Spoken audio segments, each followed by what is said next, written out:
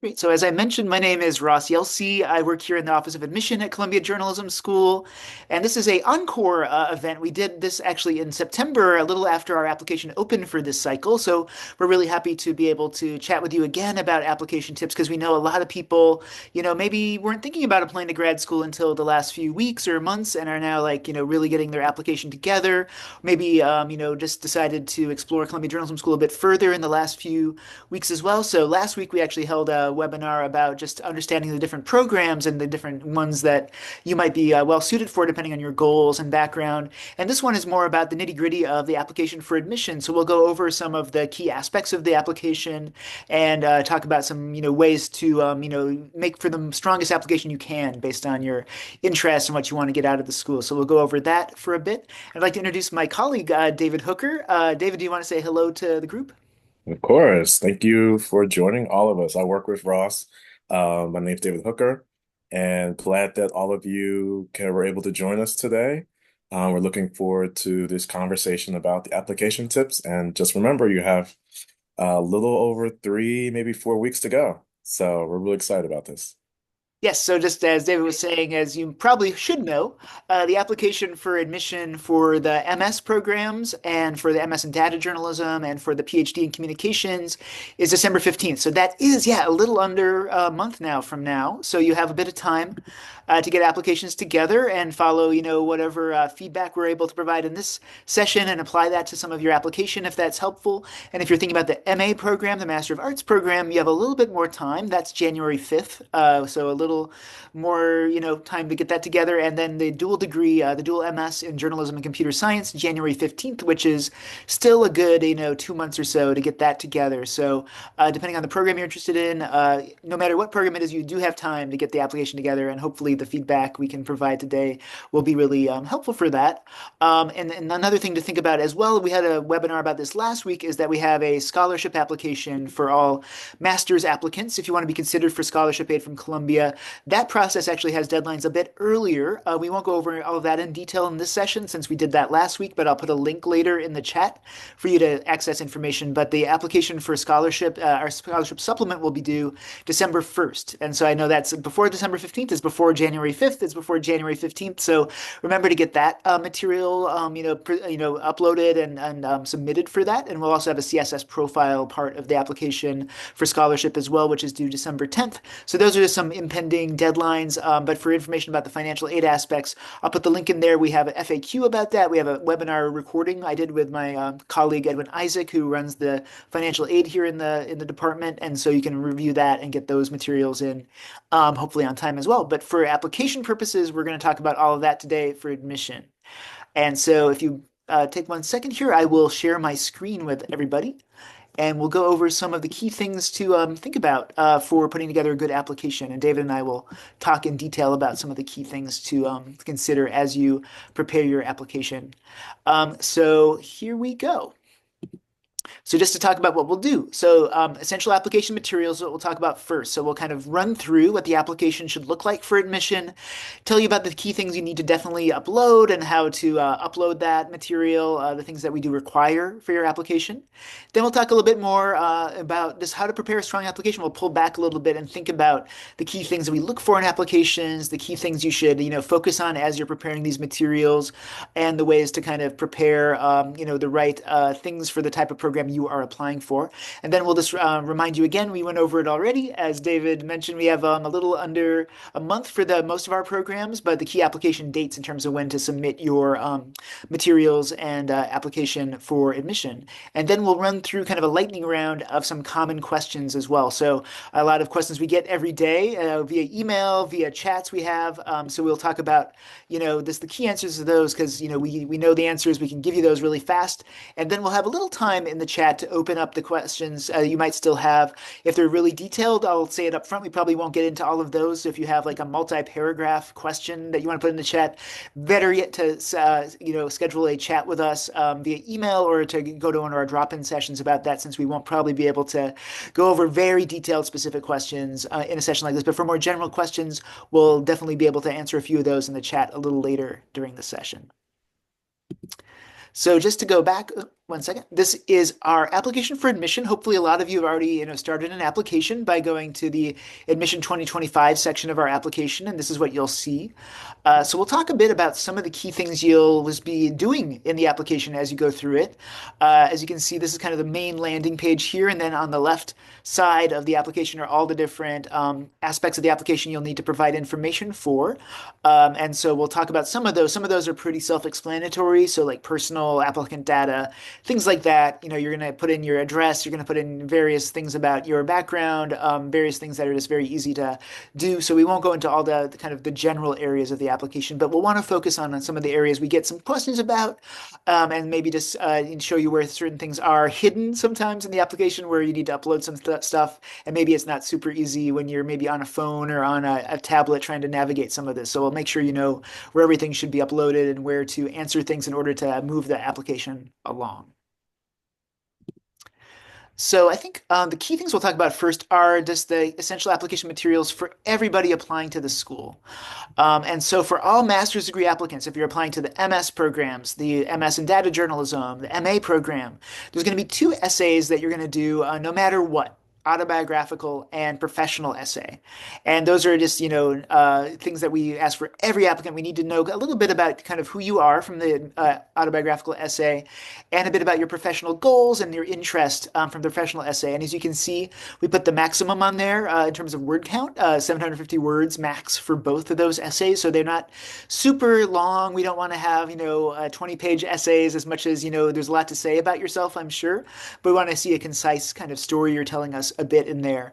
So you can prepare these on a Microsoft Word document, on a Google Doc, whatever you want to, actually type this up in. And we want to ask that you make it, legible. We don't have a standardized, format for font and spacing, but it would be nice if it was probably like around 12-point font, maybe 1.5 space, double space, whatever you think will make it very legible. We obviously wouldn't appreciate something that's like a 7-point font and really dense and really like tightly packed, so it's very hard to kind of read. So readability would be nice. So if you just think about that as you're compiling it, that'd be very helpful. David, do you have any thoughts? We get a lot of questions about these, in terms of how to differentiate the two different essays in terms of what you should focus on in the autobiographical versus the professional one. Yeah, it's a great question. We do get that question a lot. I sort of think when I have this conversation with students is think of the autobiographical question. That sort of one question if you were in an interview. Most of our programs, we don't have an interview process. So the autobiographical essay is for us just to get a sense of who you are, where you're from, telling us more about who you are as a person, why you're interested in this program, what motivates you, um, maybe an experience or something that has impacted your life as to why you want to pursue this career. So that's pretty much what the autobiographical essay. Again, don't overthink it. I think a lot of people sort of sit down and say, what does Columbia want, what do they want to hear me say? Or it's not like that. Like we want you to tell us in your own voice, in your own words, just explain, uh, what sort of things have impacted your life up to this point and why you're pursuing journalism as a career. And the professional essay, again, is more just like it sounds. If you've done journalism, tell us about that. If you don't have journalism experience, that's fine. Let us know the sorts of things that you're interested in doing, the things you'd like to report on, the things you'd like to do when you're actually here, and also what your goals are after you've gone through this program. So I think those are sort of just to break it down like up on a broader level, the differences between those two essays. Ross, jump in if you feel like there's anything else Yeah, that you want to add to that. that's a great way of thinking about it, and I think the more just authentic, as Dave was saying, is putting your voice, your give a sense of who you are, and use your own type of words. Make sure you kind of polish these. We're not gonna like assess every punctuation mark and where you put a comma or whatever in this, but they take a little time to make sure it's well crafted because we want to know that since you do have time to craft these essays, make sure spell check, make sure they like read well, all of that. So I'd say focus a bit on this because these are the things that are really going to be specifically from you that we're able to assess in the application. In terms of professional essay, I'd say definitely if you want to connect the dots a bit about certain classes, certain faculty you see on our website that you really think would be helpful for your professional goals. Tell us a little bit about that so we know that the programs we offer, whether it's the MS, MA, PhD, are the right fit for what you want to, do. So we're always trying to make a sense of that match that, whatever your goals are, whatever your interests are, that we have the right types of, resources and faculty to help you, achieve what you're looking for professionally. So that's very helpful in that essay too. For the PhD in communications, just briefly, that's another, slightly different term type of essay, but personal statement is very similar, I think, to autobiographical essay for that. And then for academic interest, essay is a little different than professional. For the PhD program, since it is a academic, doctoral program, we'd want to know a bit about your research ideas. You don't have to necessarily have a dissertation necessarily fully baked that you're trying to pitch, but we want to know, what are your interests when it comes to communications, whether it's historical, sociological, different types of methods, and why you want to particularly pursue a degree at our program, which is very interdisciplinary. So connecting the dots there too in an academic way in terms of our, three core faculty members in the PhD program and other potentially faculty members in other departments at Columbia University that could help you kind of, focus on your particular research interests. So that's what you want to lay out in that for the PhD essay. And then for people who are applying to a specialized degree program that we offer, not all of ours are for our MS program, whether it's full or part-time. If you're applying to the broader MS program, you just would do those two essays we just talked about, autobiographical and professional. But if you are applying to a specialized program, that includes our MS documentary specialization, our MS investigative specialization, and the MS in data journalism program, and the dual MS in journalism computer science, and any of our MA subject area concentrations, whether it's arts and culture, business and economics, politics, or science. We'll ask for a third essay, also no more than 750 words, explaining why you want to do the specific area of study at the school. Of course, you don't have to do that. You could do the broader MS and explore a lot of things.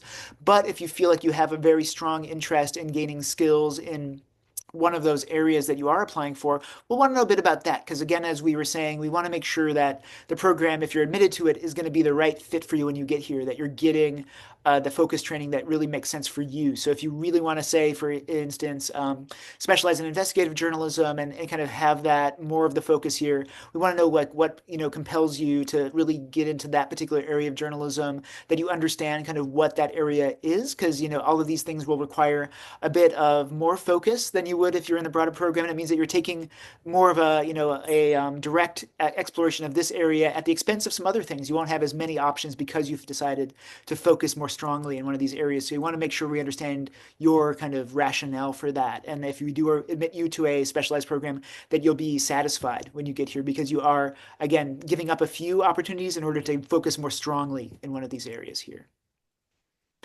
Great. And then this is a big question in terms of the essays that we get very commonly. David and I can attest to this.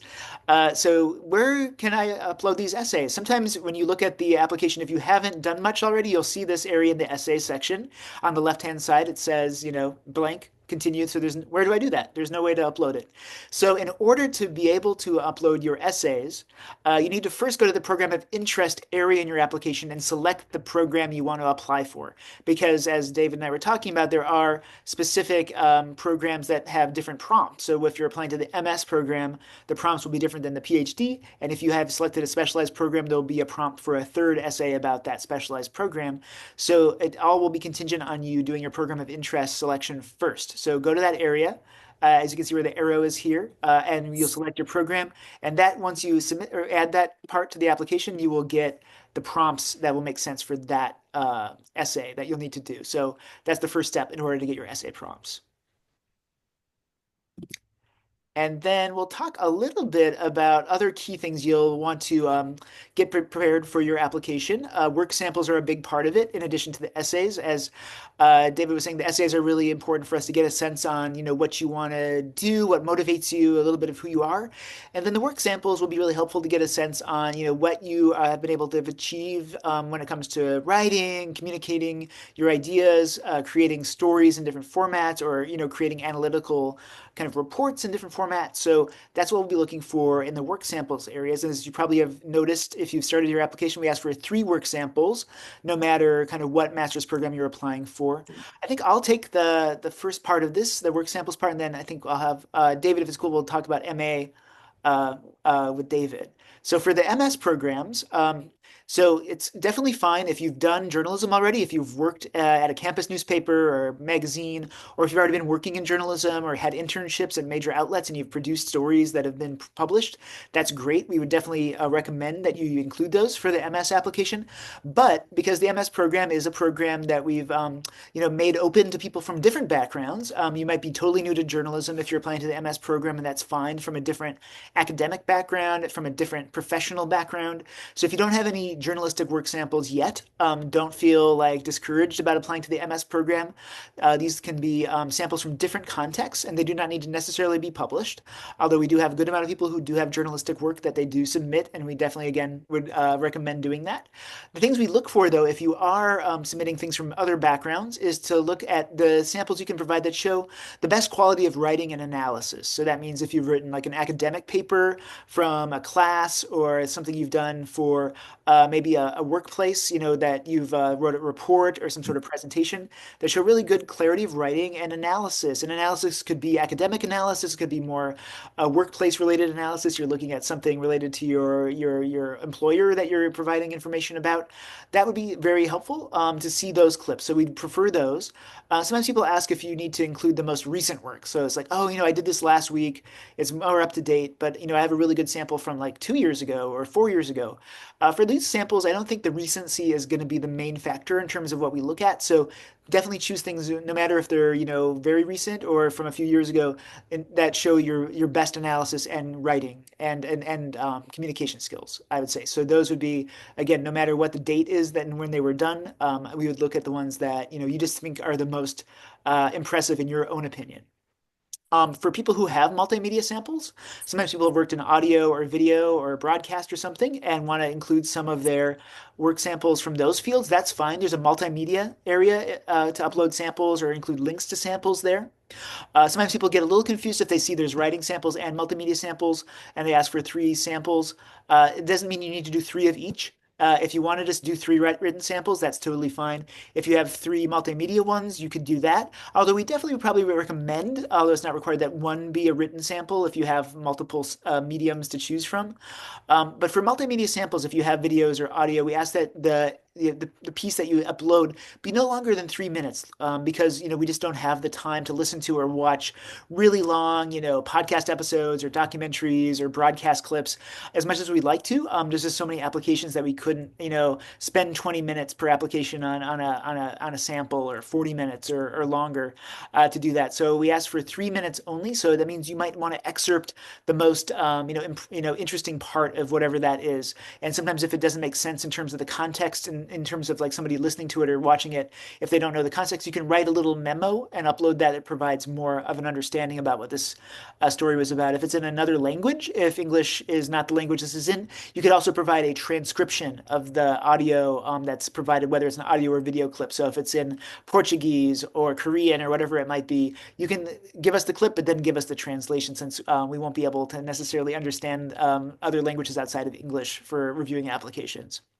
One thing we do note, though, if you're providing written samples, is they should not be multiple byline pieces. So if you've worked with another colleague on a story, I'm sure those stories are really impressive and good, and you did a lot of hard work on it. But for our purposes, we want to see ones with a single byline. So we would ask that you only provide that one that has your byline only. Totally fine if it's a sample that um, it's totally fine if it's a sample that somebody edited. We know that if you've published something in a magazine or publication, like a newspaper or online site, that someone might have edited that, that's fine. But for things that you actually were co-reporting, co-writing with someone, we do not, recommend you put that in as your work sample. Definitely ones that have yourself only as the person who's really the byline writer for it. And if they are in other languages, whether they're written pieces or audios, I was saying you should have them translated into English. You can do that yourself. We don't ask that you need to, provide some sort of official transcription for that. So if you're doing something in French or German or Chinese or something and want to just give us the translation, you can do that yourself. Provide that document, and that way, we're able to read that, and it doesn't again have to go through any like professional translation vetting for that. And in terms of the length, the sample should be no more than 15 pages altogether. So that means if you have, one piece that's 5 and another piece is that 5, another piece of 5, that's perfect. But if you have like something that's 8 pages, then the remainder should be no more than 7 in terms of what you're uploading. And in terms of formatting too, we ask that if sometimes if you have a published piece on a website, that if you wanted to, do a control print and have that, uploaded as a PDF of that, that website, that's fine as long as it doesn't get a little jumbled. We know sometimes when you are trying to do like a printing of a website story that it gets a little crazy with like, banner ads and stuff being smushed into there. So if it's really hard to read, we would ask that you just, paste copy and paste the text of that online story into like a Word doc or a Google Doc, and then upload that as a PDF with a link so it's legible. So just double check that it's not too messy in terms of what you are uploading, in terms of being able to be read by somebody who's probably going to read your application maybe on a computer or a tablet and won't be able to print things out or like what's the word zoom in on something that's really hard to read otherwise. So just thinking of what it's going to be nice for for a reader to be able to review will be really appreciated.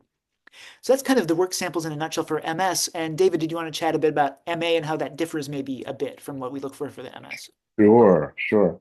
Um, Pretty much it follows the same guidelines that Ross highlighted for the MS. The main difference really is that with the MA program, we are we're looking for folks who have some journalism experience already.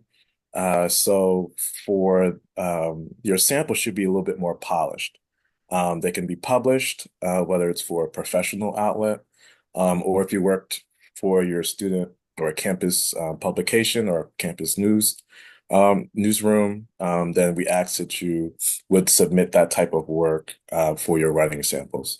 Then I'll also note that let's say you've written for or you're a business reporter, right? And you want to switch to maybe writing and you're applying to the science concentration. Like you don't have to submit science writing, for example. So if you whatever you have as far as your clips already or your samples that you've written and you want to switch to a different sort of concentration or field, that's perfectly fine. So if all your clips or all your samples are in business or politics and you want to shift to another program, just submit the work that you've already done. Because that's what you want to see. You want to see the work that you've already done, that you've already published.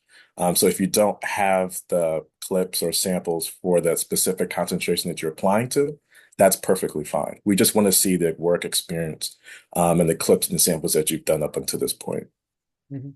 Yeah, and for the MA too, I think one thing that usually like the admissions committee would like to see if you have them and would recommend you that you have them is reported pieces that have like some multiple sources in those, and that's what would be the ideal for the MA program because we want to know that people can do, as David was saying, kind of the essentials of journalism, the foundational work already. So if you were kind of thinking between like a reported piece or more of like a essay or opinion story, we definitely want to see things if you have them that show kind of reportage that's woven into your stories for the MA because reporting is really the bedrock of what you do in all of our programs, including the MA.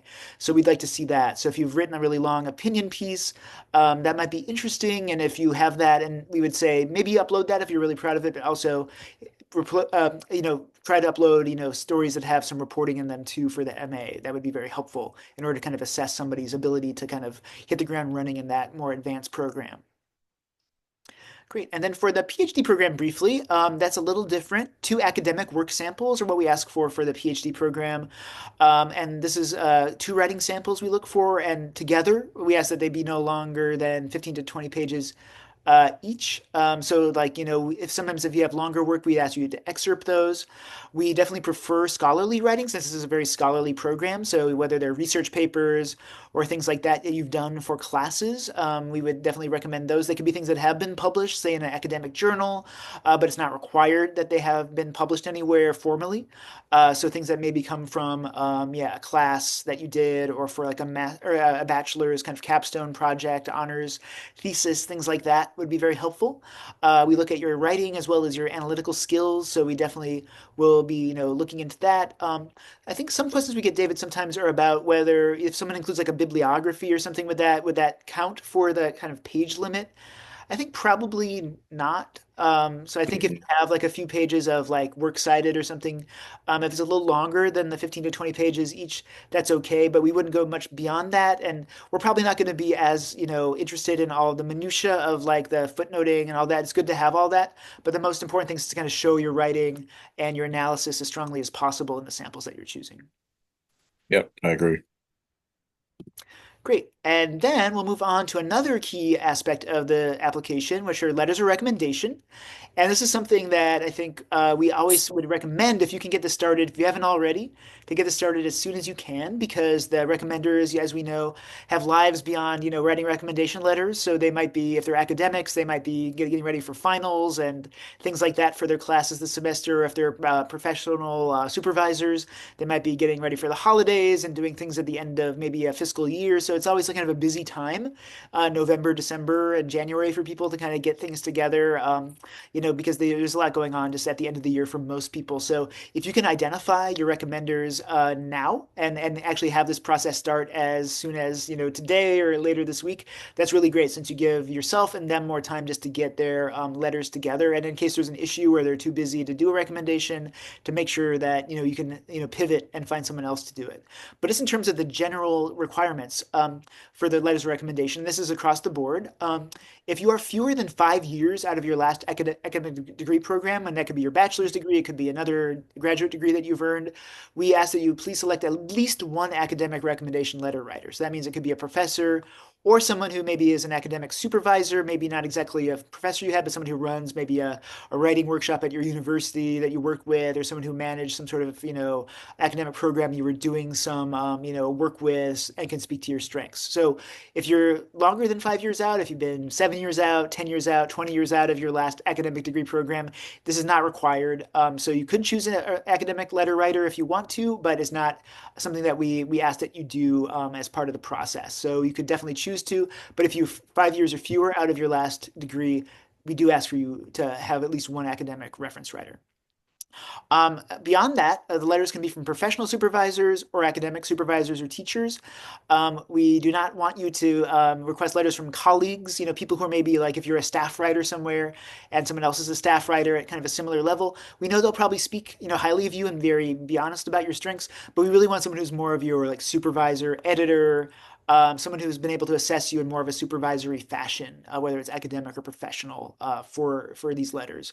We also ask them to not be family friends. Occasionally, we get people who are like, this is my, my godson is applying. He's, really great. He's a wonderful person.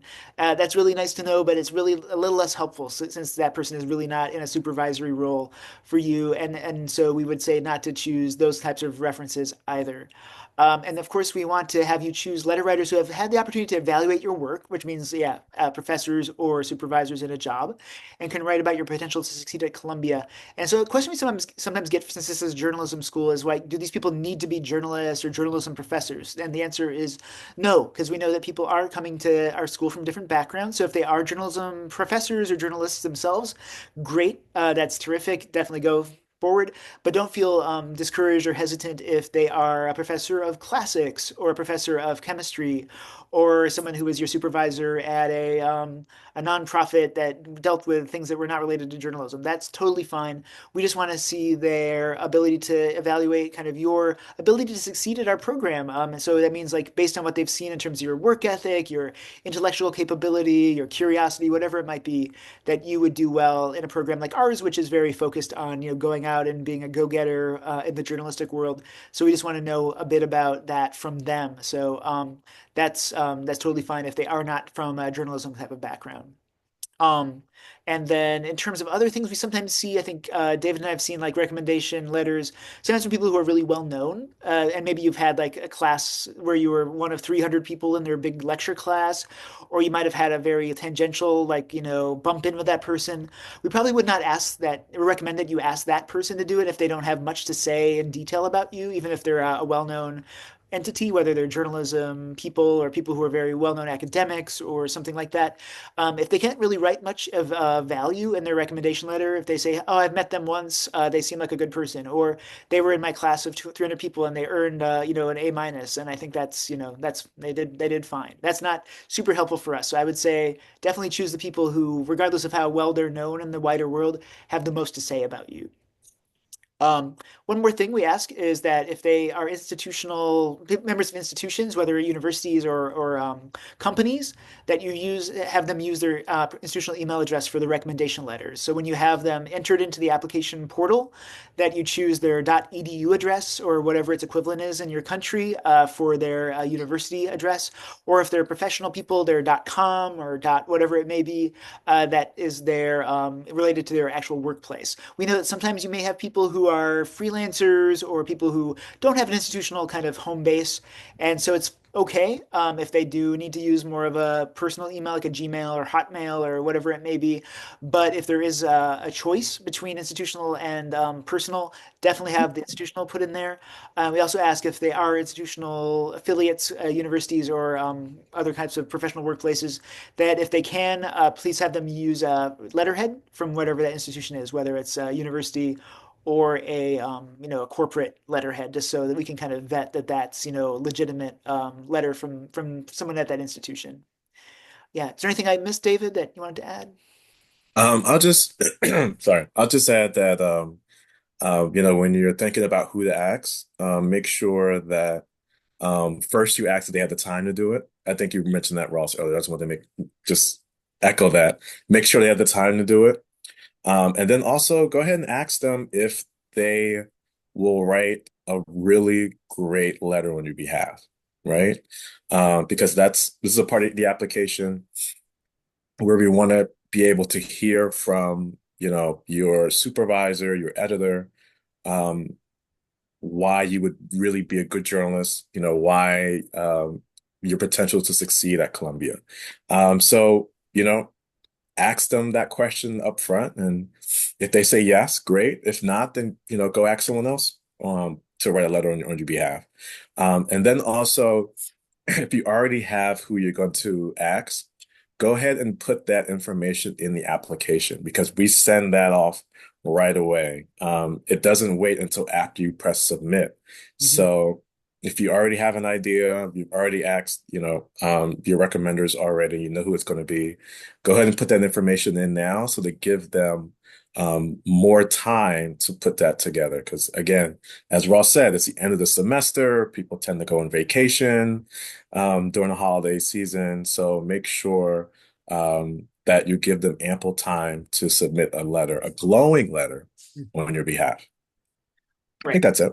Yeah, Yeah. because you don't want us to be it stressful for you or for that person if you're like finally kind of getting this together on December 8th and you're finally reaching out to them and it's kind of this short notice and it's a little more stress of trying to ask them to do this on top of other things they have to do. So since it's still November and there's time and actually the deadline for them we didn't put this out yet but is January 10th for them to submit their letters, the latest date they can do that. So they have a little longer than you do to submit your application in most cases. You'll need to submit, even if they haven't submitted their letter yet, you need to submit your application. Say if you're applying to the MS by December 15th, they'll have a little bit more wiggle room, a little more grace time to get those letters in. But January 10th is kind of like the last possible date for that. So we don't want people to be stressed out over the holidays, over the New Year's, and trying to still like trying to touch base with them while they're on vacation to make sure they're doing this. So the earlier you can get it started, as we keep saying, is the better, just for everybody's sake. And that way, it's just not something you have to keep thinking about and having to keep on top of other people to get done because it's out of your control in a way once you ask someone to do that. All right. A few more things to chat about. The resume. This is probably one of the easier things to talk about because everyone should be uploading a resume, whether you're applying to the MS, MA, or doctoral programs. The resume we ask be probably no more than 2 pages. We don't want to have like an exhaustive, every detail about what you've done, from babysitting to, your high school activities and all of that. We don't need to know that much, mainly the key professional and like academic highlights so far. So we ask for it to be, relatively brief. We don't have like a style guide or like a certain format you should put it in. But again, like we were talking about for the essays, just think about what's legible and what's easy to read if you're reading a lot of these on a screen. So like super small font is not appreciated. Really kind of dense or complex formatting is probably not super appreciated either. But there's things that are very easy to read, fonts that are easy to read. Just kind of an organizational logic. If you're just breaking out, like this is the academic things, your degrees you've earned, then your professional, whether it's internships or jobs. Just an easy way to kind of understand how you're organizing your particular areas of focus that you're putting on your resume. And that's pretty much it. So yeah, again, no need to reach out to ask is there a certain like style we require. We don't have a requirement, but just thinking about it, if you were trying to read this, is this something that would make sense to you and be easy to read, on the fly as well? And then this gets a little more, this is more of a complex one. We get a lot of questions. David and I, have talked to hundreds of people over the years about things. So transcripts, academic transcripts are something we do require from everyone who's applying to our master's and doctoral programs. And the thing you just need to keep in mind, and you can always ask us these questions, but the answer is always going to be we do need everything, just to give away the answer. But we need the question, all your transcripts from all of your academic work at the college level or above. And at college level, we mean equivalent. We know that some universities around the world maybe grant something that's different than a bachelor's. Bachelor's is what the general degree is that we require from any applicant to be able to be eligible for our program, since we're a grad degree program. But we know other schools maybe offer only something called a master's. That's the bachelor's equivalent. So we mean anything at the bachelor's or master's level, depending on where you might be studying, and anything above that. So if you've done other graduate work, got a master's degree elsewhere, got a JD, got a PhD already, have a MD, MBA, whatever that is, or even if you didn't finish a degree, but you'd spent a year or less, getting some more classes in at some university or college, we ask for those transcripts as well. So we don't need anything high school level. We don't need your high school transcript or its equivalent, but college level and above, we need everything. So that means if you transferred from one school to another, no problem, but we do need the one that you transferred from and the one you transferred to. And sometimes we have people that went to multiple schools before they finished their degree, that's fine too. So even if it's more than two, we need everything. And if you did a summer, intensive class somewhere or a summer abroad that was administered by another school than the one you're usually attending, we need the marks from that as well. So anything you earned a grade in, whether it's, an ABC level kind of grade or some other type of grading system, we need to see the transcripts from that. So even if it's one course, we get that kind of question like, I took one course one summer. Do we still need that? Answer is yes. So just remember that. So make sure you get everything, organized and uploadable from all of your academic work. So as we said, summer programs, graduate programs, schools you attended did not earn a degree, need it all. But the good news about this is that copies are sufficient, which means you don't need to necessarily have to get official transcripts from these schools mailed to us right away or at all for admissions purposes. So if you have a PDF or a scan of a paper document from these different institutions, you can just upload those for admissions purposes. However, if you are admitted and you choose to enroll, which would be a nice thing for all of us, you will need to have official copies submitted to us at that point. So if you're planning to enroll at our school, you've been admitted, and then at that point in the spring or summer next year, we'll need to have official versions, which means that those schools you attended would need to either email us directly PDFs or versions of their transcripts that way, or have to mail us, in the old snail mail or FedEx way, those transcripts. But that's something you'd have to think about more if you're admitted and choose to enroll. For now, if you do have those copies, upload them. However, make sure that those copies have your name on them, have the institutional name on them, have the dates on them, and if you've earned a degree already, a bachelor's, a master's, whatever degree it might be, make sure that that's indicated on the document. I know there are people that are applying right now who are finishing their bachelor's. This might be the middle of your senior year or final year at school. That's okay. You can submit the in progress, transcripts for now, but we should be, you should be confident that you'll earn your degree, your finalized degree, by the summer, by the time before you would enroll in our school. So we understand that So, of course, if you're admitted to a program based on your current transcript, that's great. We'll need to have the finalized proof that you did earn your degree in order to actually enroll at the school at that point. And for e-transcripts, if you need to have a school or one of those clearinghouse sites like Parchment or whatever it might be that does the actual sending of transcripts to us, have them sent to the apply.journalism@columbia.edu address, not other email addresses. And as David and I can attest, there's a lot of schools at Columbia University. So there's the undergraduate schools, there's Columbia School of Arts and Sciences, all these different things. We need to make sure if you are indicating in any transcript delivery service, you're sending it to the journalism school. So that means either putting in that particular email address as the recipient email address, or if there's a drop-down menu, making sure that there's a Columbia Journalism School option that you're submitting it to. If you choose anything else, if you choose Columbia University broadly, if you could choose the Arts and Sciences School or the School of the Arts, and they're sent off, we cannot get those. So we'll say, hey, we didn't get your transcript. We aren't able to retrieve them because this is a very complex university. There's no way for us to get transcripts that were sent elsewhere. So you'll need to do it all over again if you choose to, submit to a different school in the first place. So just make sure you're doing that now so we don't have to come back to you and that you don't have to spend money potentially to have multiple transcripts sent to our school. So make sure, and if for some reason you don't see the Columbia Journalism School as an option, you can reach out to us and we'll figure out a way to get it to us. Usually the answer to that is to select like manual email address recipient and putting the apply.journalism@columbia.edu address for that. So that's usually what will be the workaround for that.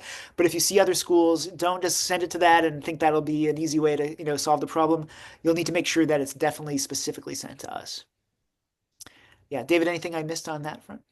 I I think that's it. I think the probably the key thing is, and I just answered this question either yesterday or this morning, where someone sent their transcript to like Columbia University or they sent it to Arts and Sciences. That just does not reach us. So make sure if you're on one of the websites like Parchment or Clearinghouse, if they have like a drop down box, make sure it's either Columbia Journalism School or it has journalism in it, Graduate School of Journalism, School of Journalism, because otherwise it'll end up somewhere else and we will never ever see it. And you have to spend more money because you have to send us another transcript. So please save your money, make sure you send it to the right school. And if you don't see specifically journalism, then look for an option where you can send it out manually and just put our email address there.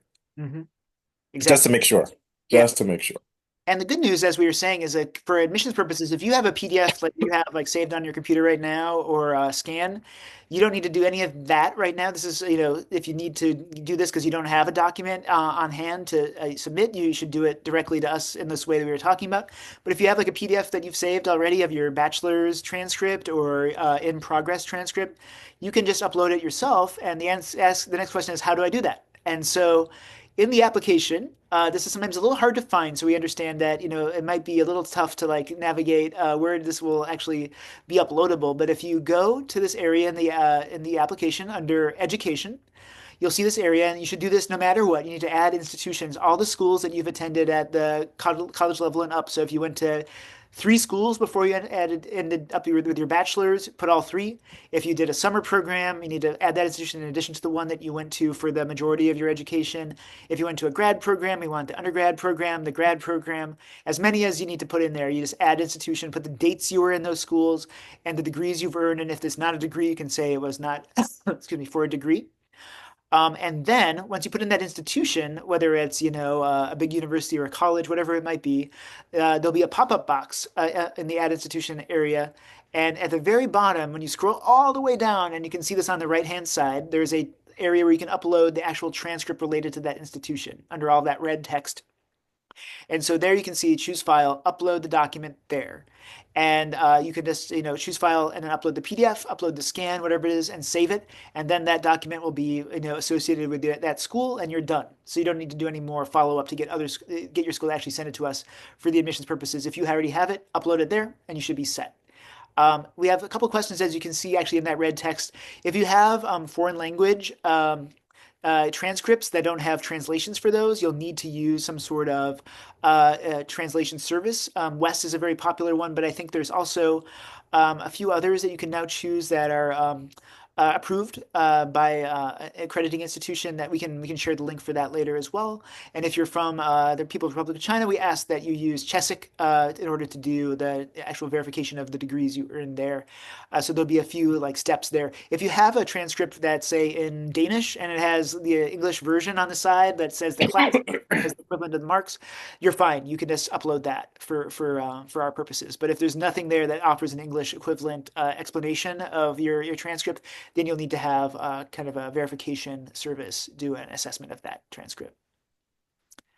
All right. And then a few more things we'll go through quickly. For international applicants, we have TOEFL or IELTS requirements in some cases. Just make sure you pay attention to this. So for the master's degree applicants, MS Data, MA, all of the master's degrees, you'll need to take a TOEFL or IELTS if English is not your first language and you did not complete your bachelor's degree in an English language institution.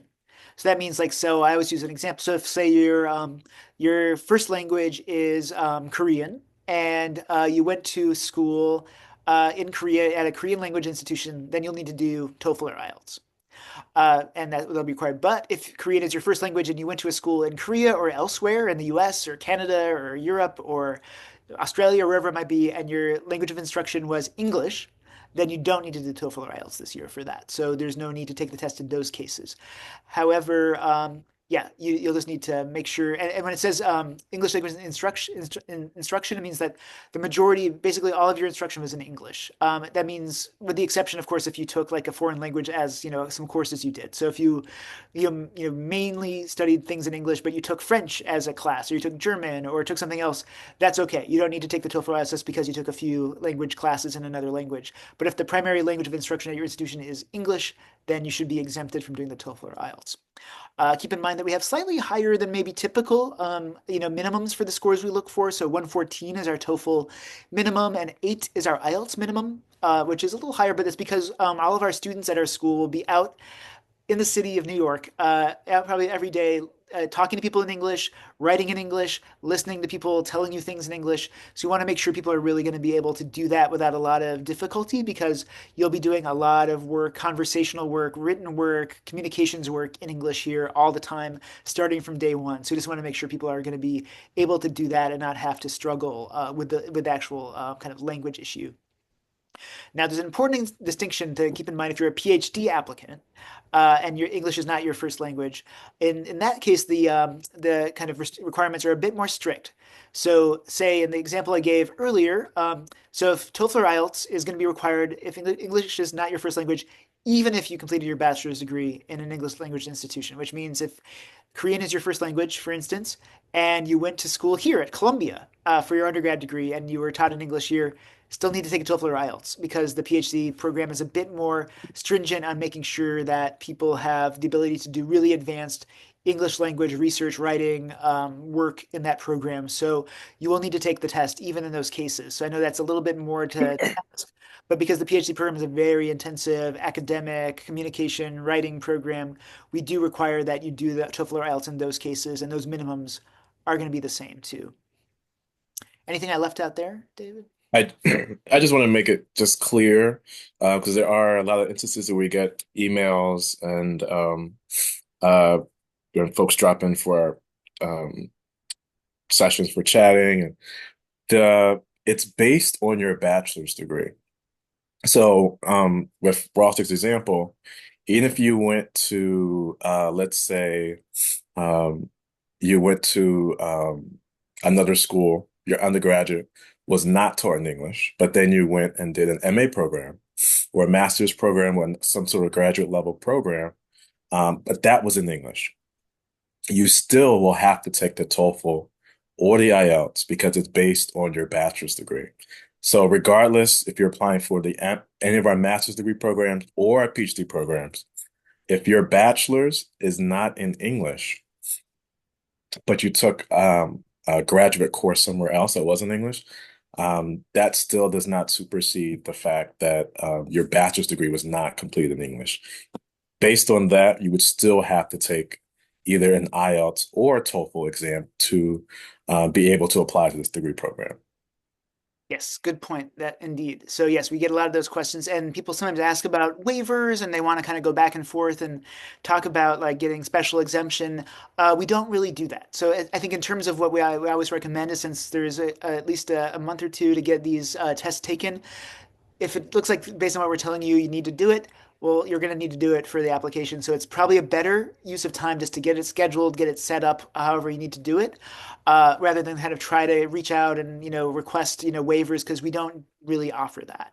So the time to get the time you should be spending is just to get that set, the test set. And in terms of when we need that, the latest by I think the score we would need by no later than January 10th. Is that right, David, for that? That is January 10th. And it also takes schedule it. Schedule it now because it takes obviously it takes time to set up an appointment for a test. Mhm. But you can also sign up to take it at home. Mhm. But then it also takes because we have to get the scores officially from either ETS or from the British Council. So Mhm. that takes, a week, 2 weeks. Sometimes if there's delays, it might take even longer. So if you know you're applying for this for any of our programs that require you to take this test, make sure you go ahead and sign up for that early so that you're building in extra time Mhm. for us to receive your scores, which can take anywhere from 10 business days up to like 3 weeks. Right. Maybe one follow-up question we get is sometimes like, oh, I have a 110 TOEFL or a 7.5 IELTS. I would say submit your application. These are the minimums we really are looking for. If you're somewhere in that ballpark, I would say submit your application. If you're able to take the test again to get maybe an improved score, maybe schedule that. But if you're somewhere maybe in the 7.5, somewhere around the 110, something like that, I would say don't feel too discouraged in terms of applying. Submit those scores, but if you're able to reschedule or schedule another session and see if you can get it higher up, that's always recommended. But I would say don't not apply just if you're a bit below those kind of minimums too. Yeah, good point. Yeah. And then another test score that we hear about is the GRE, the Graduate Record Exam. And so for master's degree applicants, MA, MS, GRE is not required or considered. So if you don't are not planning to take it for any other reason, don't do it because we don't require it. And we also don't really look at it because we don't feel like that particular test is very much of a barometer for people's success in the MS or MA programs, which are very much like professional reporting programs. So the academic kind of assessment that GRE provides is less of what we're kind of looking at for that. So don't feel like you need to schedule a GRE if you don't need to for MS or MA applicants. And certainly if you have them for some whatever reason you want to submit them, you can, but they're not going to be strongly considered in terms of what we look at in the applications for the master's programs. But for PhD applicants, I know it's a lot more to ask for the PhD applicants, but the GRE is now required for all PhD in communications applicants. So that's another thing you'll need to schedule if you haven't already for PhD in communications. PhD, as I was saying in the TOEFL or IELTS part, is a very intensive academic writing, communication, analysis program. So our committee really is looking at some, more information about your abilities in those areas. So the GRE is part of that assessment. I'd say it's not the only thing they're going to look at. So people should definitely, focus on, getting those scores in, preparing a bit for that exam. But it's going to be taken holistically with the rest of the application.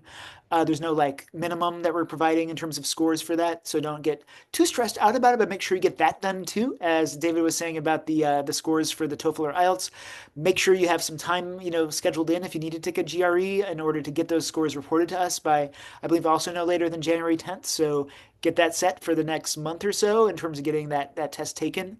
And the school code to reference for that is 2110. You can find this on our website as well too in terms of how to get that score sent to us. Anything I left out there, David? Um, I don't think so. I think so for the GRE, or for the IELTS, I should go back. The IELTS and the TOEFL is has to be current, so up to 2 years we'll take it. And then the GRE, I believe it's up to 5 years. Is that right, Ross? I think so. I We'll think so. check the website for us, but I think it's within there. So again, Yeah. GRE is something we get questions about too. Oh, do I have to take that if I'm applying to the PhD program? Answer is yes. We don't do the waivers for that either. So again, take the time now to get it scheduled, get prepped for these exams if you need to take them, because we don't offer the waivers, and kind of spending time trying to hopefully get a waiver is not going to be fruitful. So I would say just use that time, use that energy to get your test scheduled and set up, and just go on from there. And then the writing test. This is another thing that a lot of people are certainly aware of. You see it on the requirements. And sometimes people are a little unclear about how you get to take this test or when it comes up in the process. So we'll explain that for a moment here. So for anyone applying to an MS program, Master of Science program, that's of course our MS, the broader program, specialized programs within it, the MS in data journalism, the dual MS in journalism and computer science, anything with an MS in it, you'll need to take the writing test. And also for people who are applying to the Master of Arts program, but mark a box in the application if you've seen this that says that you'd like to also be considered for the MS if the admissions committee feels I'm better suited for that program. So if you choose to mark that box, MA applicants who only want to be considered for the MA do not need to take the writing test. But if you wish to also be potentially considered for the MS and you're an MA applicant, you will need to also plan to take the writing test as well. So the writing test, if you don't know already, is something you can take through an online proctoring service on a computer at home or wherever it's convenient. Maybe the computer on, it's likely the computer on you're on right now that has a camera and audio ability on it. And the way to be able to take this is to first submit your application for admission. So that's one thing just to keep in mind. You won't see an email saying you can take it until you submit your application for admission. So that may be today, it might have already happened if you've already submitted your application for admission. It might be December 1st when you submit it. It might be December 15th, the last possible day to submit your application.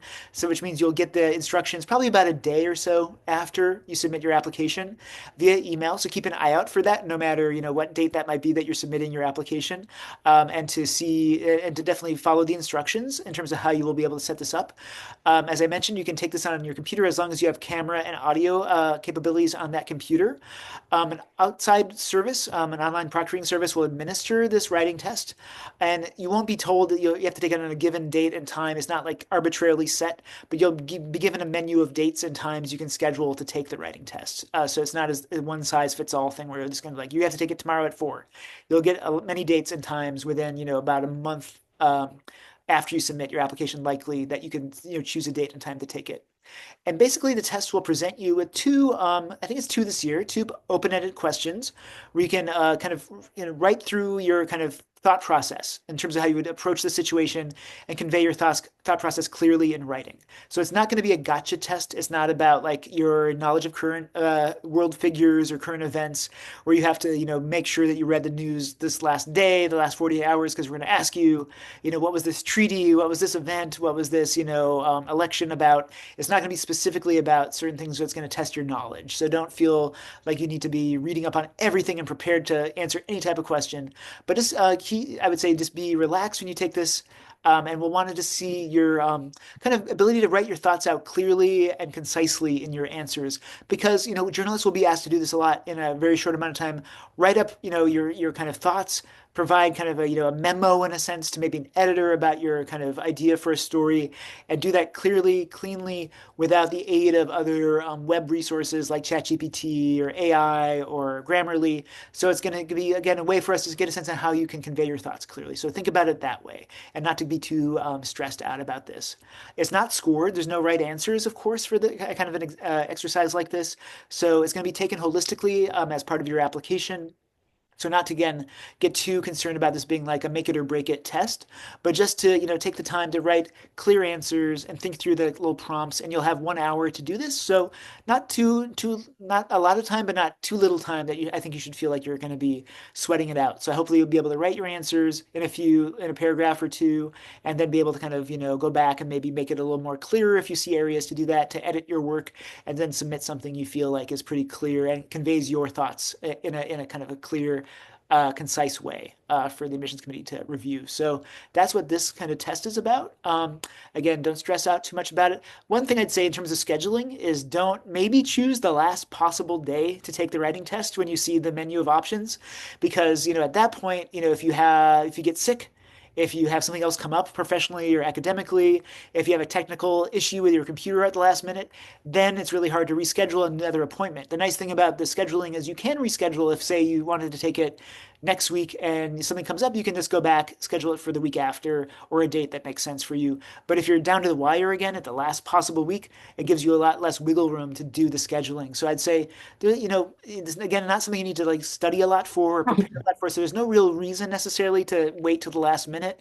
So I'd say don't do that, if you can help it. And that way you're not in a bind if you like find out on the last possible day you had scheduled it, you suddenly have to go to work or you suddenly, feel like you have a sore throat and, you have a real foggy head.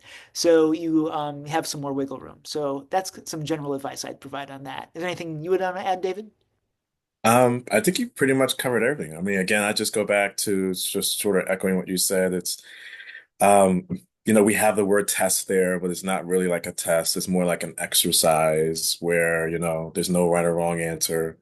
We just want to see how you think, how you analyze information, how you would act in a certain situation if you're already thinking as a journalist. So it's not a test or an exam where you have to spend time studying for or doing anything beforehand.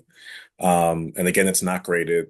It's just a part of the entire application process, which is, again, which Ross said, it's holistic. So don't feel like if you don't do well in the test or you think you don't do well in the test, that's going to negatively impact your application. It's the entire application. Think of it as a puzzle. So it's just one piece of that puzzle. So don't feel like, oh man, I didn't know what to expect, and I think I bombed this test, so I'm not going to get in. It's just one component. So don't stress about it again. Think of it more as just like a writing exercise. It's not going to make or break your application. Right. And let's focus on when you are taking it, just the clarity of what you're writing there. Does it make sense? Is it kind of well conveyed? Is it thorough in the sense that you're kind of thinking through the situation and not, just giving us a very kind of generic boilerplate kind of answer, but looking at the specifics of the kind of scenario and kind of thinking it through in some detail, but not, you don't have to like overthink it, but make sure that, you spend some time just thinking through your answer in terms of how you want to approach these different scenarios and that. And just again, as I said, don't worry if you won't be seeing a link for this yet in your application. It really will be sent to you in terms of the instructions after you submit it. So you're not missing anything right now if you don't see like where's the writing test part of the application or the button for that. It's not there. It'll be generated once you submit the application. And then a few like just overall prep, advice, points we want to tell you about. I think we went over these a lot, but so we won't go into details super in depth again, since we I think addressed these in the earlier part. But for the essays, again, as Dave and I were saying, focus on those. We want to make sure that whatever you're applying to makes sense in terms of the fit. Because again, these are very short programs for the most part. The PhD is the exception. That's like, 8 years or so long. But most of these programs are just one academic year. So we want to make sure that if you are applying to this program and you're admitted and you come, that when you get here, you don't feel like, oh, this is not what I wanted. This is not what the kind of the focus I really have. We want to make sure from what you're telling us that you've thought it through and that you see like what it is that we offer at the school, whether you're applying to the MS documentary, the MA science concentration, the MS in data journalism, that you really understand what this program offers and can tell us why it really makes sense for your goals and interests. So that's what we really want to get a real good sense at from the essays, because that's the best place for us to make that assessment, because it's your place to tell us in your words about what you're looking for and how we can help you achieve whatever your particular goals may be. And so, again, as David was saying, we won't be able to interview you face to face for most of our programs. So this is a really great way to really make an impression on us. So take the most time on your essays. Don't turn in things if you haven't looked at the spelling, haven't made it kind of make sure that you did a good job just seeing, that the punctuation, grammar, all of that are in good shape, because this is a very writing focused school. So we do want to make sure that you are spending time just to make sure your work is cleaned up, that you have a good amount of communication skill in your writing, and that you care about kind of how you present yourself in your writing. So take some time on that for sure. And as we said, choose recommenders who know you well, and choose your work samples wisely and choose ones that really show your writing, communication, storytelling skills, and if it's for the MA, depth of reporting. So just think about, again, the things that you think show your work at the highest levels. Choose those samples. And then deadlines again. We said this at the outset, but I know a lot of people joined us like later in the session. So just remember, December 15th, deadline for the MS program, full-time, part-time, the documentary and investigative specializations included, and MS in data journalism and the PhD in communications, all December 15th. So a little less than a month now, but certainly enough time to get your materials together if you're just starting very recently on getting your application started. And January 5th is the deadline for the Master of Arts program. One thing I should say is this sometimes shows up. I think David and I have seen this sometimes, is people who see that the deadline for MA is a little later. So they choose to apply to that program, even though it's not really the program that maybe makes the most sense for them in terms of their background or their interests. Don't do that. I would say definitely get, if you're real well better suited for the MS. If you've never done journalism before, that's fine, but you need to apply to the MS by those deadlines. And so don't submit an application to the MA just because you have more time to do it, because we can tell. That's kind of what's been going on. If you're not well suited for it in terms of your interest that you convey, and in terms of the background, if you're coming to the school very fresh and never have done journalism before, that's great. But the MA program is likely not the best fit. So don't just apply to the program that you still have time to apply for. Get the materials in that you're best suited for and submit by those deadlines. And then for the dual MS in journalism and computer science, you have a bit more time for that one. And you can apply by January 15th for that. And now the lightning round. So maybe I will ask a few of these to David, and then maybe since we have been well through these Q&As with many people, we can do this pretty quickly. So David, why can't people apply to several Columbia Journalism School degree programs at once? You know, MS in data journalism and MS and MA, or the documentary and the investigative programs. Right. As Ross said, with the degree programs, most of them are very different. So, if you're just starting out your career or you don't have a lot of journalism experience, the MS would be a better fit, not the MA. And then there's also with the application itself, you can only choose one program. So when you go to a program of interest, there's only one program you can select. So that's why we say you should only apply to the program which best fits your career, your interests, your goals. Um, Choose that one program that you think is the best fit for you. Right. And you can review all of our webinars on our YouTube page if you haven't been able to attend those to hear more about the different degrees. We have one for each program. You can hear more about exactly what you do in them. And of course, as you know, as David and I were saying, the thing that we look for in an application for any program is that you're confident that that program is the right fit for you. That confidence, like, I'm applying to this program because this is really what I want to do. So if someone says, I really want to apply to 3 programs, that gives us a little bit of doubt. Like, if we admit them to one thing, are they really going to like that? Because they seem to be interested in 2 more things. So it's no problem if you have multiple interests. I think the MS, the broader program, is a great program that has a lot of different things you can explore in it. So if there's no pressure to declare a specialization, if you don't feel like you have one that you really want to pursue.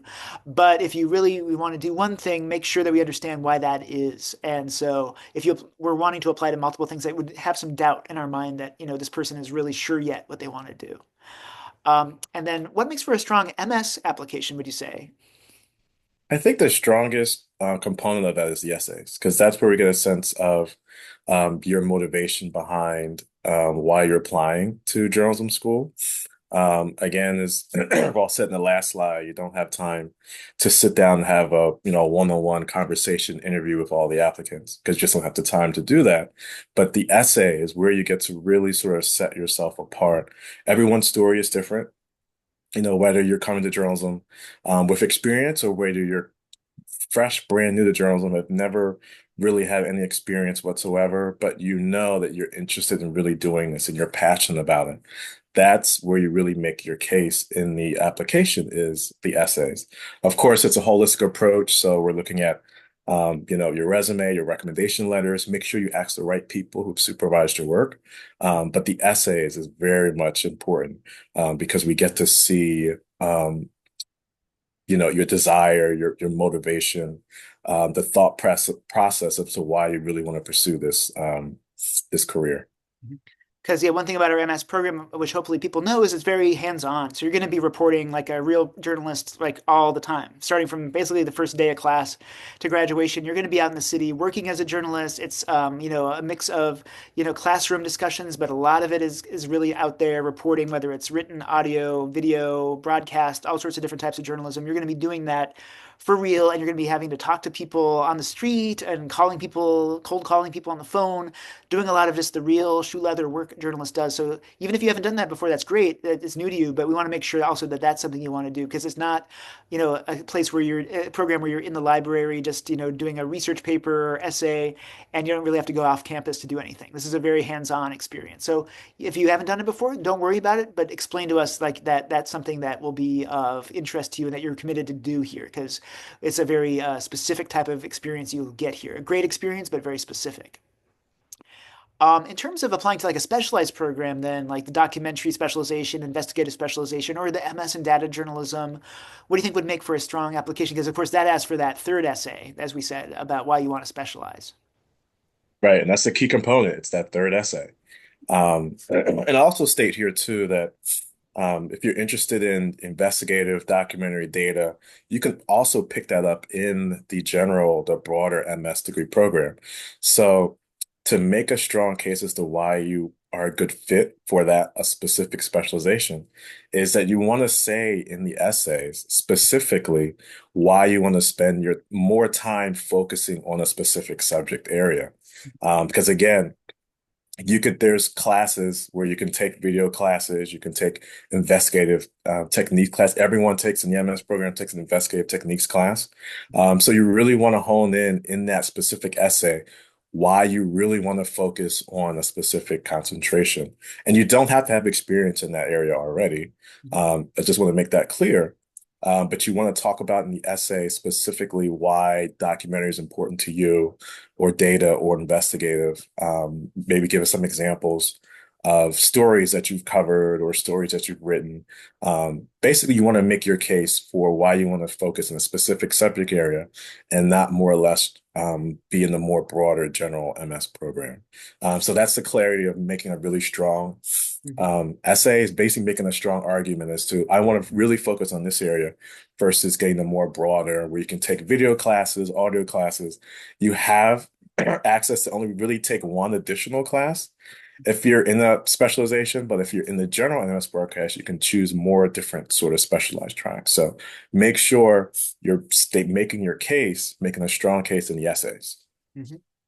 And then I'll take the next one, the one about what makes for a strong MA application, Master of Arts application. So hopefully people know by now that the MA program, as opposed to the MS, has the kind of added requirement that people in the MA, program should already have, professional journalism experience. So as we talked about earlier in the MA program, we'll be looking for at least work samples that show that you've been able to do some complex reporting, deep reporting, whether for a major publication or outlet, or for like a college publication or outlet. That's all fine either way.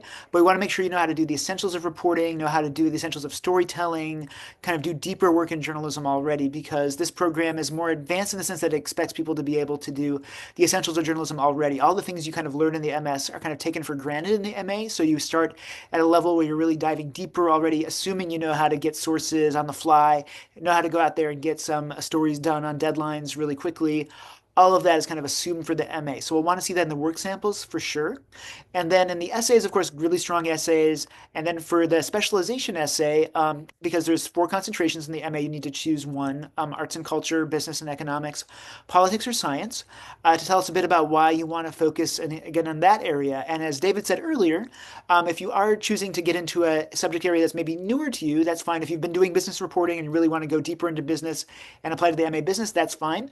But we also, if you've been doing a lot of local political reporting and you want to go into business and you've never really done business reporting before, totally fine too. You could apply to the business concentration or any of these concentrations even if you haven't really worked strongly in that area of focus. And it might be a new change for you, which is great. We encourage that. If people have been like, I've been really comfortable writing political stories, but now I want to do science reporting and do climate change reporting. Totally great. Apply to the science concentration. But we do want to see in those applications that you can show us you know how to do reporting, complex work in the work sample. So if you don't have any of that yet, no worries. Apply to the MS program because if you're totally new to the journalism, the MS program is open to people from a lot of backgrounds, as we've been saying, and you can, totally apply to that program. But if you have really nothing you can show us yet in terms of journalistic ability, I probably wouldn't recommend applying to the MA at this point. But no, as David was saying, you can get science journalism training, business journalism training, politics reporting training, and arts and culture reporting training in the MS program too. So you won't have as strong a focus as you would in the MA program, but you can get the ability to do some really advanced reporting, get some great mentorship in the MS program in those realms of journalism too. You wouldn't, of course, apply to them specifically as a specialization, but you do that in the MS. So again, if you're interested in arts and culture reporting and you've never done journalism before, I wouldn't encourage you to apply to the MA Arts and Culture concentration, but I would encourage you to apply to the MS, and you can get some really great tutelage in doing arts and culture, reporting and criticism in the MS program too. It just depends on where you're coming from in terms of your kind of professional background already. But MA program expects that you'll have things to show that show you can do the essentials of journalism in the application. For PhD in application, this is like a long explanation, so we're not going to go into it too deeply. And there's a really great webinar you can see on our PhD admissions webinar we did about a month ago, talking more about it. But I would say definitely connecting the dots about the kind of faculty we have. And keep in mind, we only have 3 core faculty members who teach in the PhD program here. Those are Andy Tucker, Richard John, and Michael Shudson. Those are the people that you would be working with primarily at our school for the PhD in communications program, historians and sociologists specifically in terms of their kind of background, and making a case for why you want to do interdisciplinary study with their type of expertise. So look at what they work on and also look at what other university units might be working on. That could be our sociology department, history department, anthropology department, whatever it might be, and explaining what kind of research you want to do and how the particular resources and expertise of our particular faculty here and elsewhere at the university can help you do that kind of research. So we want to know that you've really done your homework about our program, about the people we have available here, and telling us about why they particularly would suit your type of research interests, which would bring together different disciplinary fields in terms of your study of communications historically, sociologically, that type of style of research. And keep in mind that the other faculty here, you see we have an amazing roster of faculty at our school. If you go to our faculty page, great working journalists, people who work in broadcast and magazines and in data journalism, all of that. For the most part, those faculty will not be able to work with you in the PhD program. So just remember that if you're looking at the PhD program, look at our PhD faculty specifically, because if you're interested in, say, working with one of our great audio journalism professors, they are not going to be people who will be working with the PhD cohort as advisors. So you need to make sure that the PhD faculty that we have, the 3 people, would have the kind of expertise and understanding that would help you, further your own research here. Um, Question we can answer very quickly. Are there TOEFL or IELTS waivers? No. So No, moving on. there are not. Are there GRE waivers for the PhD application? No. So No. again, as we said, spend the time now, schedule those tests if you need to take them, and that way you can just get that settled if you really need to take them, and make sure it's in by the time we're reviewing applications, because we won't be able to extend all of this if you're taking these tests later in the process, because we just don't have time to hold the application review for people who haven't taken the tests yet. So make sure you get it done now. And what do people do with work samples in other languages? As we said earlier, translate that yourself if you like into English. You could use a translating service if you want to, but it's not required that it be some sort of authorized translation service. You can do it totally yourself and then just upload it there. And if you want to provide a link, if there's a website or a link to the piece in the original language, you can provide that too. Just give us a sense on where the story is in another language, and just make sure we have the English translation to be able to understand. And then a question that we get a lot too, and we already went over this, of course, does someone really need to provide a transcript if they went to like a 1-class summer program in their sophomore year of college? Yes, you do. So just make sure you get that stuff done. I know sometimes it's a little bit of a headache to reach out to some of these programs and locate this transcript and get it. But if you start that now, if you haven't already, you have still like a month to get all that stuff together. Get that started now so you're not also kind of under the gun to get that done in the end of the term. So just spend the time now to get those things together. Question about whether people could upload or link to longer work samples than are requested. I think the answer to that is yes. We asked, as we said earlier, that you have 3 minute maximum audio or video clips. But if you wanted to provide a link or like a version of the longer piece, we can't guarantee that the faculty readers and the admissions readers will have time to read these or watch or listen to these. But if you want to provide the context of the larger piece, go ahead. But make sure that if you want to focus their attention on a certain segment of that, that you do that excerpting yourself and give them that 3 minutes you really want them to listen to or watch. Because if they just, have a longer piece, you're giving them a 40-minute clip, they might just, watch or listen to maybe the first 3 minutes and have to, move on. So if that's not the best part of it that you want them to see, make sure you provide the excerpt. All right, a few more. Um, Here's one. If someone's admitted to the MS, the broader MS program, can they request to change into the specialized program like investigative, documentary, or programs like that later, David? No, the answer to that is no. You should apply for that at the application, during the application process. So even if you're just thinking about it, like you're not 100% sure, go ahead and apply for that degree program for the concentration, because that's the only time that you'll be eligible to be reviewed and admitted for that specific program. And even if you're not admitted to a specialization, you can still be reconsidered for the general broader MS degree program. So again, if you're thinking about it, if you're not really sure, go ahead and apply for that program. Mhm. Yeah, and then a question we get often too is like if someone's admitted to either the MS full time or the part time MS, could they switch to the other one? So move from part time to full time or full time to part time? Is that something we might entertain? Yeah, in the past we've been able to do that. The admission decisions they're set in mid-March, around the 15th, and then those that are admitted have until May 1st to let us know that they're coming. So during that sort of window between March 15th and May 1st, when people are making their decisions, if for some reason someone who's admitted to the full-time to the want to switch to part-time or vice versa, what we do is we make a list. And then right around that May 1st, we let students know if they're eligible to go ahead and switch from class to class. So Mhm. that does happen, and we try to accommodate as much as we can. But in saying that, that is not this case for the specializations. That's Mhm. only for the full-time and part-time. So again, if you want to apply for investigative or doc, apply for that now, because switching from that is not something that we do. It's only for full-time and part-time. Just wanted to clear that up. Yep, that's very helpful to remember. And then another question sometimes we get is why can't international applicants, for the most part, apply or be considered for the part time MS program? It's really more about the visa status and the student visas. So that's it's nothing to do with our office or our department. Um, but basically, for a student visa, you're only eligible for studying in the U.S. for a year, and our part-time program is 2 years. So because of that, that's why we do not have most international applicants are not eligible for it. But if you're international and you have, let's say, for example, a work visa, where you're able to stay in the U.S. for longer than a year, then in that case, you could apply for the part-time program. But for I'd say 95% of our international students who are coming in using a student visa, that is not the case. So you can only apply for the full-time program. And I can answer this one. So, in what cases should I apply to the MA, the Master of Arts program, and also mark the box to be considered for the MS? So, as we said earlier, if you want to potentially be considered for the MS, in addition to the MA, if the admissions committee feels like someone is better suited for it, you can mark a box. It means you'll have to take the writing test, which we discussed earlier.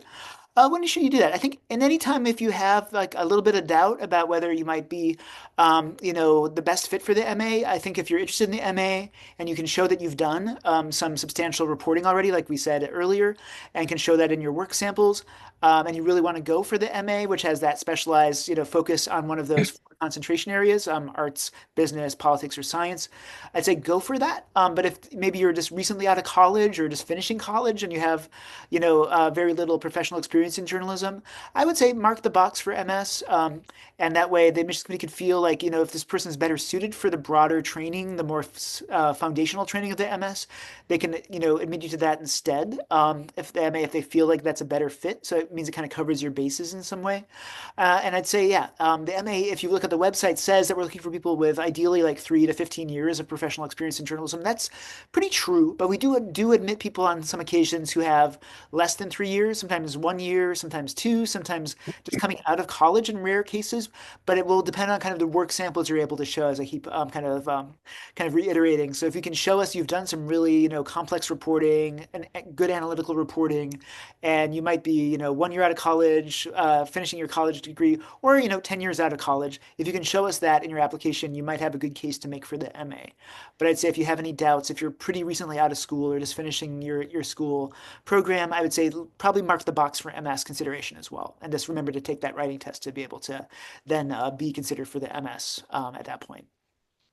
And then an important point, we talked about this at the outset again, but is someone considered automatically for a Columbia Journalism School scholarship aid when they submit their application for admission? The answer is no. You have to apply for scholarships separately. And it's happening now. The scholarship supplement is actually due, it's the first deadline, it's December 1st. So you want to make sure you apply for that to be eligible to consider for a scholarship.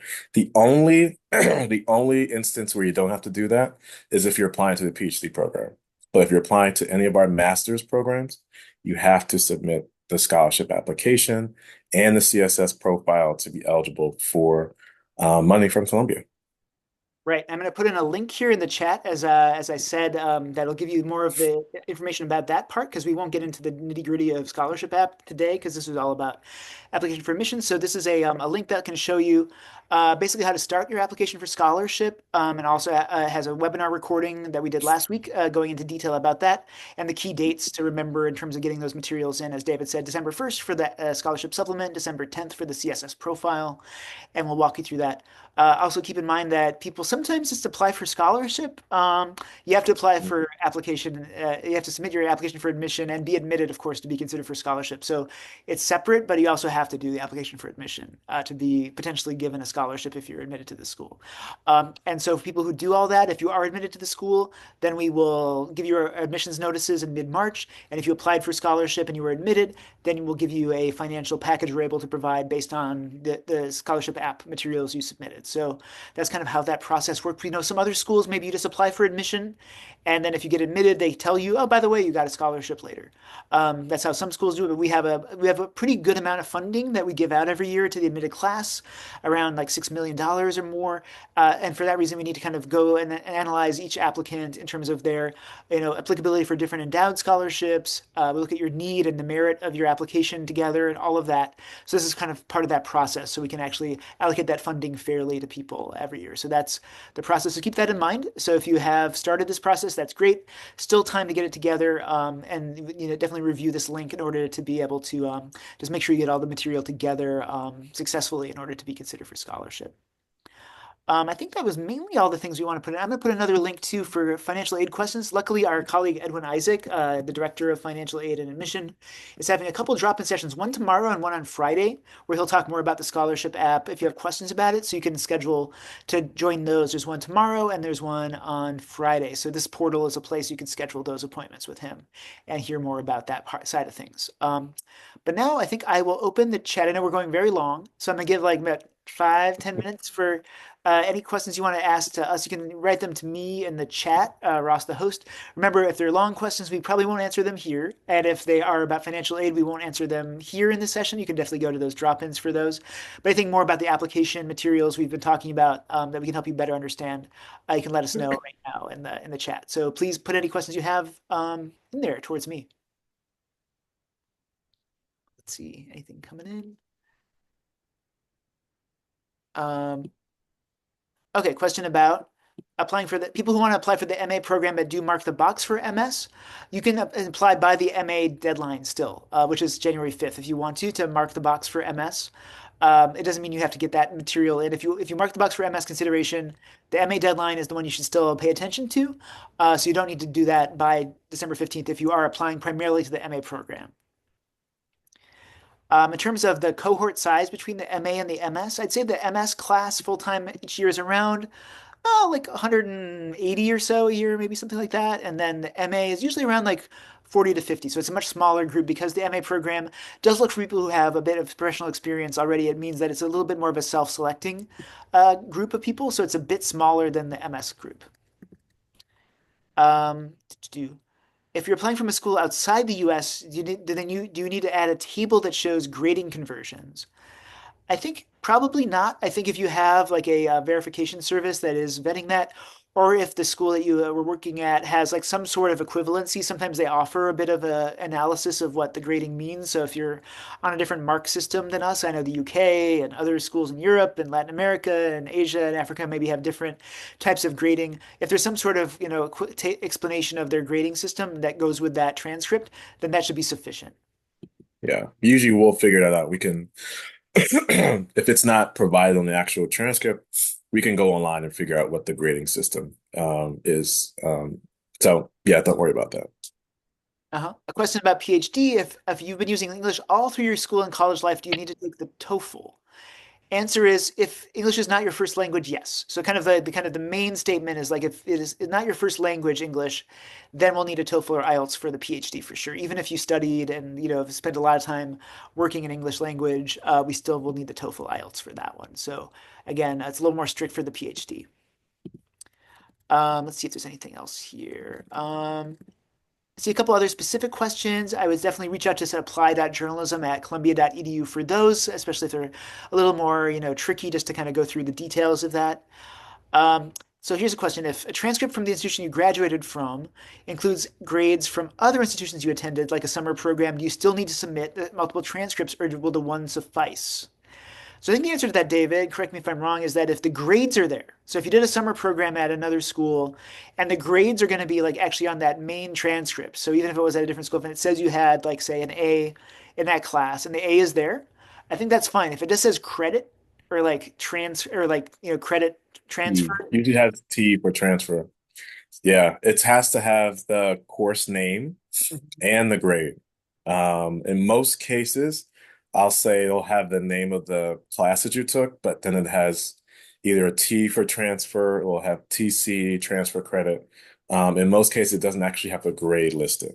But there are some sort of one-off chances where it does have the grade listed. If that's the case, then you don't have to submit Right. So yes, if the grade is there and the class name is there, we know sometimes I've seen that happen where the program maybe is well integrated with your main school and like they actually do upload, they do actually have the marks and that all the details right there, then that's fine. But if it is this credit, anything that just says credit, whether it's from a school you transferred from, sometimes we also have people that show like, oh, I transferred from college X to college Y, and college Y's transcripts shows I have like 35 credits from school X.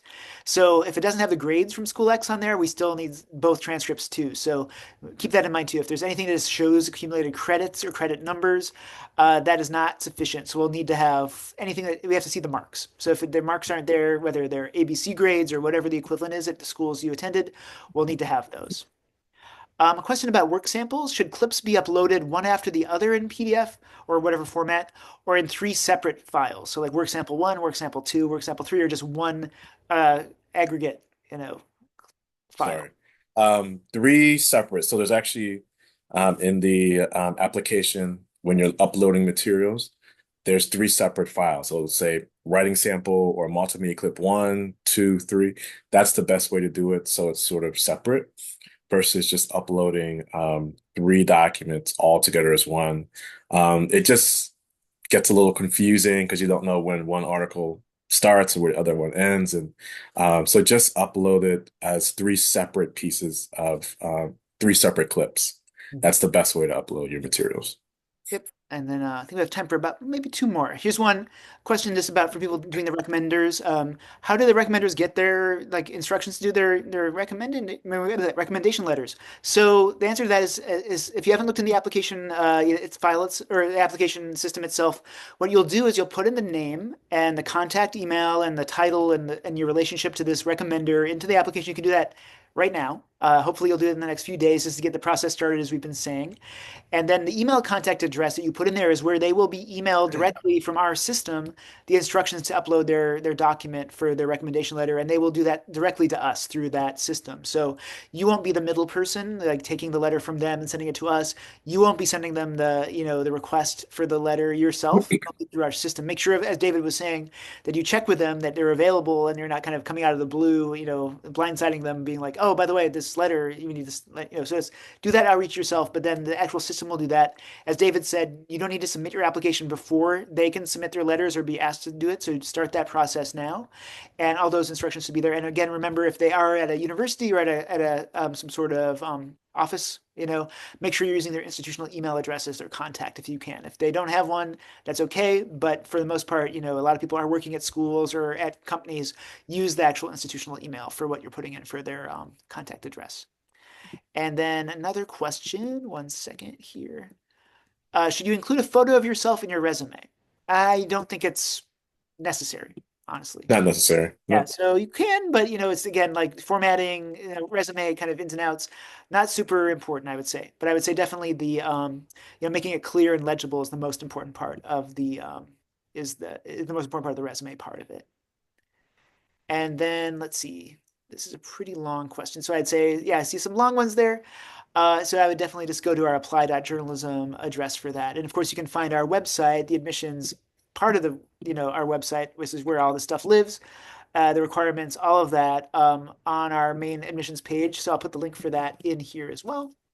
So people can definitely, review this. All the things we talked about should be on our website. So you can definitely see the details. If you miss something and, you don't want to watch our recording for another hour and a half again, you can do that later. But if you just want to go back to the website, you can see basically all these fine points about, the application requirements and the deadlines and all that right there. So it's very easy to find. All right. Well, thank you so much, everybody, for staying with us. I know this was a kind of long session, but I hope it was very helpful for getting your application together. We know that you still have a good amount of time, even if you have the December 15th deadline coming up to get these materials in. There's no GRE that you need to take for the master's programs. So the things to focus on, of course, are those essays. If you need to take a language exam, definitely get that set. If you are planning the PhD, get the GRE set as soon as you can. Get the recommendations set up as soon as you can. Those are our main things to kind of reinforce as you get this going.